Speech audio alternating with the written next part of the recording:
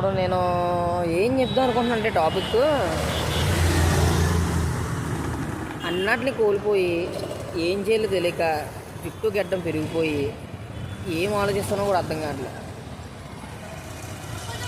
డబ్బు కోసం కష్టపడడం మొదలుపెట్టా, కానీ నిద్రపోవడం కూడా కష్టపడాల్సి వస్తుంది.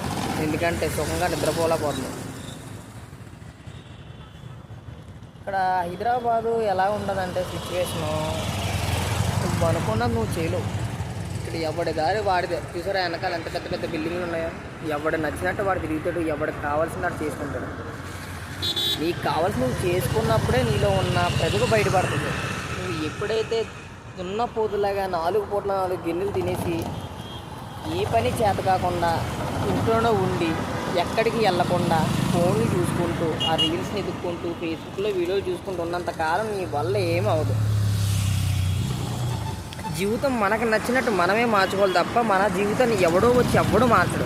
చూస్తున్నారు కదా, ఎవ్వడి దారిలో వాడే పోతున్నాడు.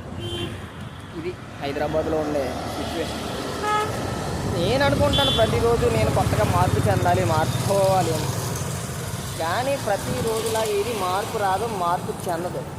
ఎందుకంటే అది మనం అనుకున్నాడు జరగదు కదా. ఎవడో ఒకడు నిన్ను గెలుగుతూ ఉంటాడు, నువ్వు వాళ్ళందరినీ పట్టించుకోకు. నీ దారి ఏదో, నువ్వేంటో, నీ పని ఏంటో అవే ఉండాలి.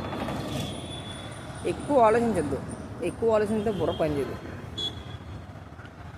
నేను జీవితంలో ఎన్ని తప్పులు చేశానో, ఎన్ని మంచి పనులు చేశానో నాకు తెలియదు. కొన్ని అనుకున్న సంఘటన వల్ల నన్ను చాలామంది వదిలేశారు. ప్రజెంట్ ఒక్కడనే బతుకుతున్నా, నా పని నేను చేసుకుంటున్నా, ఎవరిని గెలకట్లేదు. సర్లే, నా గురించి ఎవరు చెడుగా చెప్పుకున్నంత మాత్రం నాకేం పోదు కదా. నా గురించి నేను ఆలోచించకుండా మొదలుపెట్టింది కాబట్టి ఈరోజు నేను చేసే పని ఎంత కష్టమైన సరే చాలా ఆనందంగా చేస్తున్నాను. అలవాటు అయిపోయింది ఇంకా మనకి.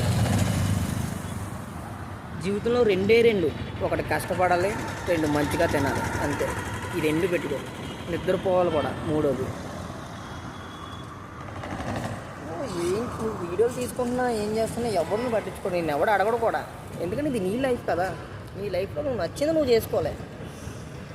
జీవితం అంటే అంతే మిత్రమా, ఆలోచించుకుంటూ పోవాలి. కానీ ఎన్నో ఆలోచనలు కొత్త ఇవన్నీ మనకే వస్తాయి. నేను ఆలోచించడం మొదలుపెట్టాను కాబట్టి నాకు అన్నీ కొత్తగా కనబడతాయి. సరే, ఇంకా నేను చెప్పాను కానీ ఏమని. నా వీడియో లాస్ట్ వరకు చూసినందుకు థ్యాంక్ యూ సో మచ్ అండి. ఉంటాను.